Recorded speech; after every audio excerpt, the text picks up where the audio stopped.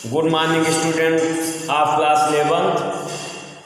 Today I will teach you lesson first of the poetry, a photograph composed by Shirley Townsend. प्यारे बच्चों, आज मैं class 11 poetry का first lesson एक photograph पढ़ाने जा रहा हूँ। कक्षा 11 में 11th में चूँकि अंग्रेजी की बुक चेंज हो गई है और इसमें एक लेसन हमने प्रोज का पढ़ा दिया है। एक पोइट्री का लेसन है एक photograph. In this poem the poetess describes the photograph of her mother. इस कविता में कवित्री जो है वह अपने माँ के एक फोटोग्राफ का वर्णन करती है। She describes the quality of her mother in her young age. That photograph was 12 years old। यह जो फोटो कार्डबोर्ड पर टंगी हुई है वह 12 years पुरानी। Because the poetess mother had expired before 12 years। जो कवित्री की माँ है वह 12 years पहले समाप्त हो चुकी है। तो देखिए, the cardboard shows me how it was when the two girl cousins went paddling. Paddling मतलब होता है walking slowly in shallow water, अर्थात छिलछिलाते हुए पानी में चलना, छप छप करते हुए चलना, पानी में कीड़ा करना, खेलना। Cardboard A thick and stiff paper, गत्ता। तो द कार्डबोर्ड सोच मतलब प्रदर्शित करता है, दिखाता है। मी माने मुझे हाउ इट वाज, कैसे था। तो गत्ते के ऊपर लगा हुआ यह फोटोग्राफ किसका है? कवित्री के माँ का है। तो गत्ते के ऊपर लगा हुआ यह फोटोग्राफ शोज मी, मुझे दिखाता है, how it was when the two girl cousins went paddling each one holding one of my mother hand. तो गत्ते के ऊपर लगा हुआ यह फोटोग्राफ मुझे दिखाता है कि वह दृश्य कैसा था, यानी कि हाउ इट वाज, वह दृश्य कैसा था। When the two girl cousin went paddling each one holding one of my mother hand. जब मेरी माँ की टू गर्ल कजिन मतलब मेरी माँ की दो चचेरी बहनें, उनका each one holding one of my mother, जब मेरी माँ की दो चचेरी बहनें उनका एक एक हाथ थामे समुद्र के किनारे पानी में छप छप करते हुए गई थी, अर्थात छप छप करते हुए क्रीड़ा कर रही थी। एंड द बिग गर्ल किसके लिए आया है? माँ के लिए आया है। And see the big girl some 12 years also, और उनमें से and see the big girl, और वह जो सबसे बड़ी थी, सम 12 years आल्सो, और वह उनमें जो सबसे बड़ी थी लगभग 12 वर्ष की या उससे भी अधिक। एंड 3 स्टूड स्टिल मतलब गंभीर, स्थिर, स्टूड मतलब खड़ी हुई, second form of the stand. And 3 stood still to smile मतलब मुस्कुराना। थ्रो देयर हेयर मीन्स बाल, थ्रो मतलब में से, at the uncle with the camera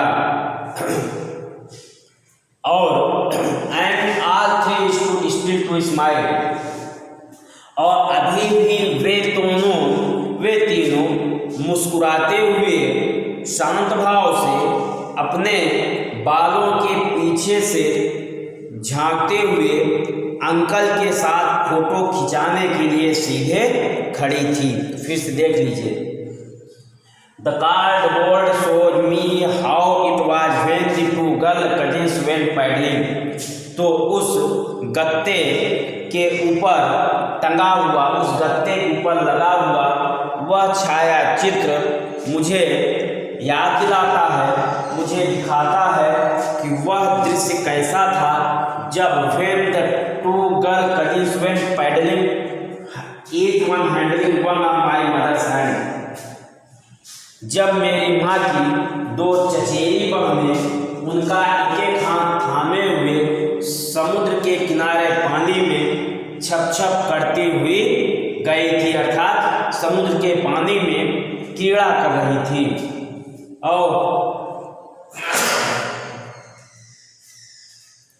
और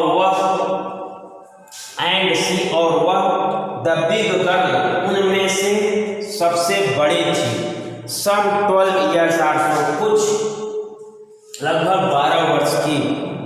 All three stood still to smile through their hair at the entrance with the camera। और uncle camera लिए हुए सामने खड़े थे और वे तीनों अपने बालों के पीछे से झांकते हुए मुस्कुराहट के साथ स्थिर खड़ी थी। मतलब in this stanza poetess remembers her mother to see her photograph hanging on the cardboard। कवित्री जो है वह गत्ते के ऊपर लगे हुए छाया चित्र को या फोटोग्राफ को देखकर अपने माँ को याद करती है। And he says that how beautiful that site, वह दृश्य कितना सुंदर था। When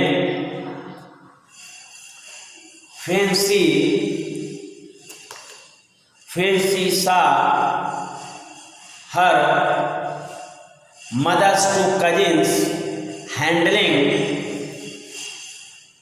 one hand of her mother and playing in the water of sea। कवित्री जो है जब वह याद उस कार्डबोर्ड में गत्ते ऊपर लगे हुए चित्र को देखकर अपनी माँ को याद करती है और सोचती है कि वह दृश्य कैसा था जब मेरे माँ की दो चचेरी बहनें उनका एक हाथ थामे हुए समुद्र के जल में कीड़ा कर रही थी। And her uncle was standing silently for photograph and her mother was older than two girls, nearly 12 years old। They were ready to shoot out a photograph।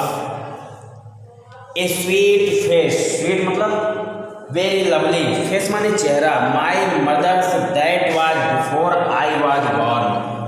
A sweet face my mother's that was before I was born। कवित्री बताती है कि यह छायाचित्र मेरी माँ का यह छायाचित्र मेरे जन्म लेने के पूर्व की है। उस समय मेरी माँ का चेहरा बहुत प्यारा था। मतलब कवित्री यह बताती कि sweet face my mother that was before I born. कवित्री बताती है कि जो इस गत्ते के ऊपर टंगी हुई फोटो है, गत्ते के ऊपर लगी हुई फोटो है, वह मेरे जन्म से पूर्व की है। At that time my mother's face was very lovely. कवित्री बताती है कि यह फोटो जो टंगा हुआ है वह मेरे जन्म लेने से पहले का है और उस समय मेरी माँ का चेहरा बहुत ही प्यारा था, बहुत ही स्वीट था। And the sea which appear मतलब प्रतीत होना, लगना, and the sea which appears to have changed less मतलब कम, चेंज मतलब परिवर्तित होना, washed their terribly transient feet, terribly मतलब अत्यधिक, ट्रांसिएंट मतलब क्षणभंगुर नाशवान, and the sea which appears to have changed less, और इस समुद्र ने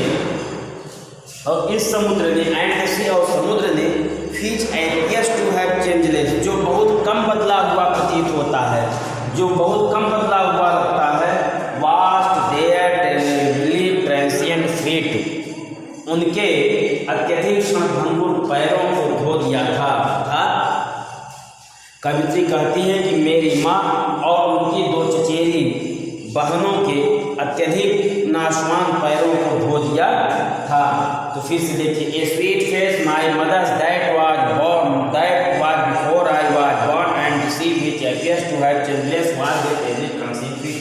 कवित्री कहती है कि मेरे माँ का यह छाया चित्र मेरे जन्म लेने के पूर्व का है, उस समय मेरी माँ का चेहरा बहुत प्यारा था। The poet says that this photograph is before my birth and that time the face of my mother was very lovely and the sea which appears to have changed, और यह समुद्र जो कि अब बहुत कम बदला हुआ लगता है, washed their terribly transient feet, वह मेरी माँ और उनकी दो चचेरी बहनों के उस नाशवान पैरों को धो दिया था। At that time the poet says that at that time the sea appears changeless, जो समुद्र है वह बहुत कम बदला हुआ लगता है, and the water of the sea washed my mother and her cousins feet washed. कवित्री बताती है कि वह समुद्र जो इस समय बहुत कम बदला हुआ लगता है, वह मेरी माँ और उनकी दो चचेरी बहनों के उस नाशवान क्षणभंगुर पैरों को धो दिया था। सम 20-30 years later she would laugh at the snapshot मतलब photo, see Betty and Dolly, she would say and look how they dressed, yes part बीच मतलब समुद्र का किनारा, ड्रेस मतलब कपड़े पहनाए। तो सम 20-30 years later अर्थात इस फोटो के खींचने से कुछ 20-30 वर्ष बाद she would laugh eight snapshot, वह इस फोटो को देखकर हंसती और कहती, सी बेटी एंड डाली, देखो बेटी और डाली। सी वुड से, वह कहती थी, and look how they dressed up for the beach, कि समुद्र के किनारे जाने के लिए हमें कैसे कपड़े पहनाए गए थे। अर्थात the sea holiday was her past, समुद्र के किनारे अवकाश का वह समय उसकी माँ का अतीत था। The sea holiday was her past, किसका अतीत था? लेखिका कवित्री के माँ का। Mine is her laughter, laughter माने हंसी, और उसकी हंसी अब कवित्री के लिए अतीत हो गई थी। बोथ राय मतलब निराश, उदास, विडंबना की स्थिति में होना। Both wry with the laboured मतलब कठिन परिश्रम से पार, ईज मतलब आसानी, और समुद्र के किनारे अवकाश का वह समय मेरी माँ के लिए अतीत था, और उसकी वह हंसी आज मेरा अतीत है। दोनों ही अपने अपने, both wry with the laboured ease of love, और दोनों ही अपने अपने नुकसान को आसानी से भुलाने के लिए विडंबना की स्थिति में है। कौन? कवित्री और उसकी माँ। फिर से देख लीजिए, सन 20-30 years लेटर था, इस फोटो के खींचने से 20-30 वर्ष बाद she would laugh at the snapshot, वह इस फोटो को देखकर हंसती और कहती थी, सी बेटी एंड डाली, देखो बेटी और डाली। सी वुड से, वह कहती थी, and look how they dressed up for the beach, कि समुद्र के किनारे जाने के लिए हम दोनों को किस प्रकार का वस्त्र पहनाया गया था। The sea holiday was her past, और समुद्र के किनारे का अवकाश, समुद्र के किनारे अवकाश का वह समय with her past, the sea holiday was her past, समुद्र के किनारे अवकाश का वह समय मेरी माँ के लिए अतीत था। माई लीगल लाफ्टर, और उसकी हंसी अब मेरे लिए अतीत है। कवित्री दुखी है, वह बताती है कि जब इस फोटो के 20-30 वर्ष खींचने के बाद वह उस फोटो को देखती थी और हंसते हुए कहती थी कि बेटू और डाली देखो। बेटू और डाली कौन है? उस लेखक के माँ की 2 चचेरी बहनें हैं। और कहती थी कि देखो हम लोग कैसे समुद्र के किनारे जाने के लिए कपड़े पहने थे। और कवित्री कहती है कि समुद्र के किनारे के अवकाश का वह समय मेरी माँ के लिए अतीत था, अर्थात जैसे जैसे समय बीतता गया फिर उसको समुद्र पर जाना नहीं हुआ होगा। और जब लेखिका उसको याद करती, कवित्री उसको याद करती है, उसके माँ की वह हंसी जो थी वह उस कवित्री के लिए अतीत थी। क्यों? कि उसकी माँ अब नहीं थी। Both wry with the river edge of loss, और दोनों अपने कठिन परिश्रम के द्वारा अपने नुकसान को आसानी से भुलाने के लिए विडंबना की स्थिति में थी। वह पोह की निराश थी।